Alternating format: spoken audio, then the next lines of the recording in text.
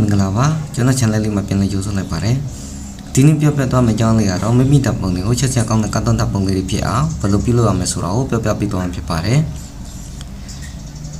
ချက်ချက်ကောင်းတဲ့ကတ်တုံးတပ်ပုံလေးတွေဖြစ်အောင်ပြုလုပ်ရမယ်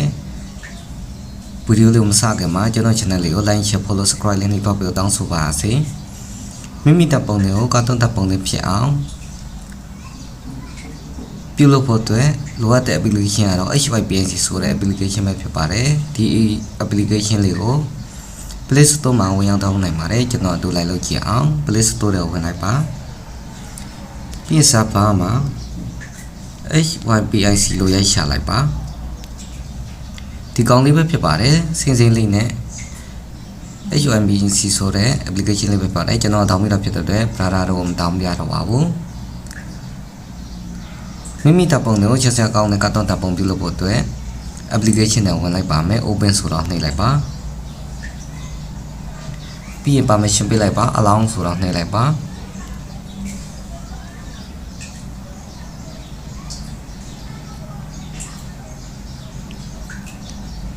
ဒီနေရာမှာခဏလောက်စောင့်ပေးလိုက်ပါ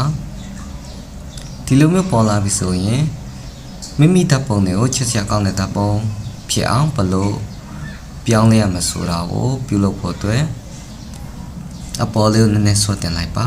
မှာဗျဒီနေရာမှာဒီလူရုပ်ပုံစံလေးနဲ့နေရာကိုရွေးပေးလိုက်ပါပြီးရင်အောက်က use template ဆိုတာလေးကိုနှိပ်ပေးလိုက်ပါဗျဟုတ်ကဲ့ပါဒီနေရာမှာဒီဓာတ်ပုံလေးကိုရွေးလိုက်ပါမယ်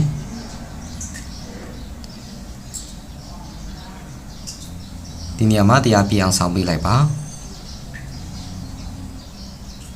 ကဘာဒီလိုမျိုးဆိုရင်ရပါပြီ